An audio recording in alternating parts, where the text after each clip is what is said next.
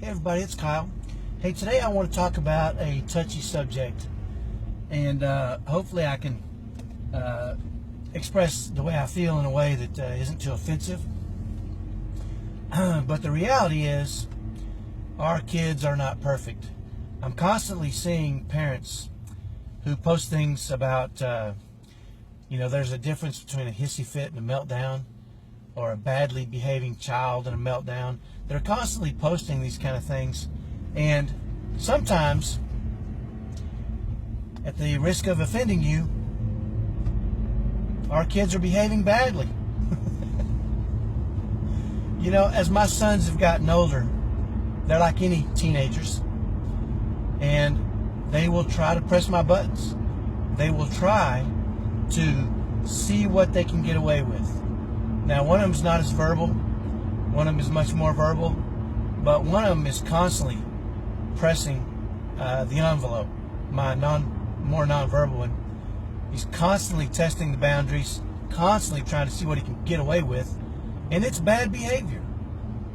And sometimes we've got to admit that they've worn us down, and they're getting away with crap that they shouldn't be able to get away with because we're afraid that we'll set them into a meltdown.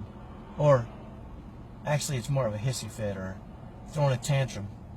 I'll give you two examples. The older of my two sons that's on the spectrum does not like to go to church, but he's going to go to church.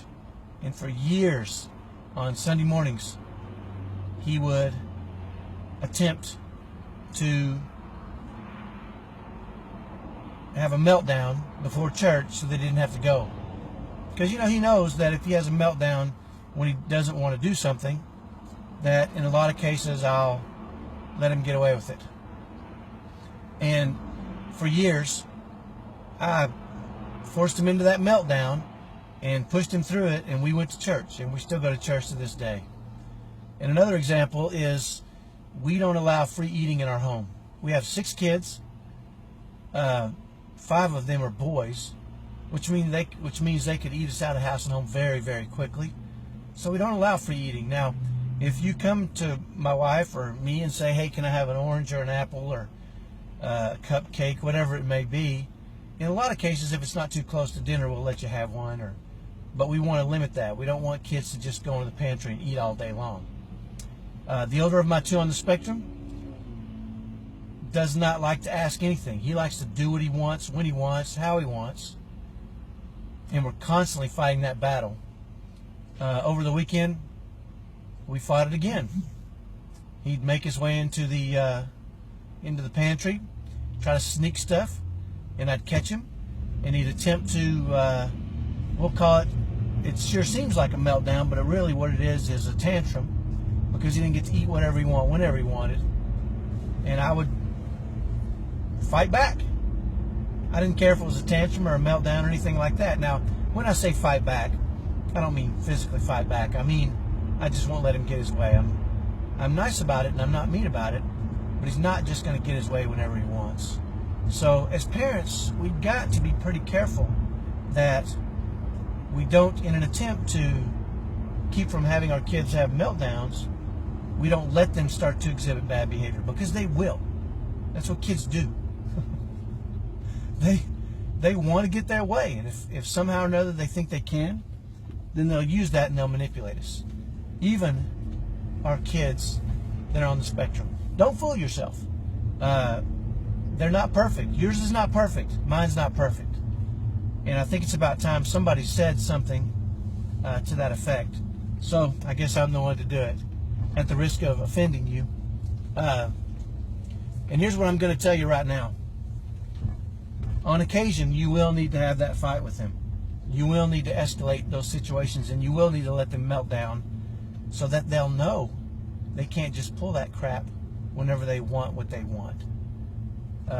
Sometimes it is bad behavior, and we can't let that become a norm, because what ends up happening, I've seen this in a lot of families, is the family walks around on eggshells constantly because they're afraid of the next meltdown, and the kids just do whatever the crap they want all the friggin' time.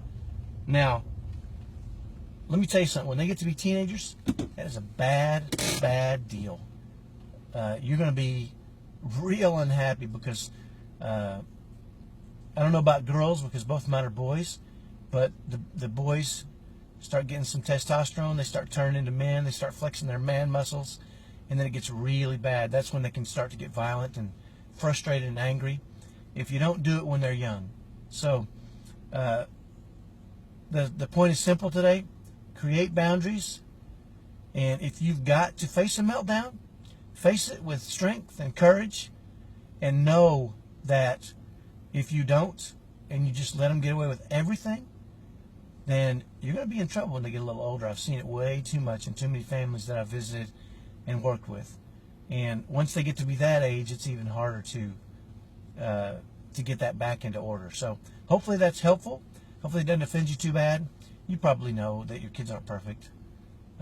If you don't, then I guess I'll be the voice of reason here. They're not. And mine aren't either. So hopefully that's helpful. If you like the videos or if they help you at all, please share them, like them. Let's get the message out to as many parents as we can. Have a great day. Bye-bye.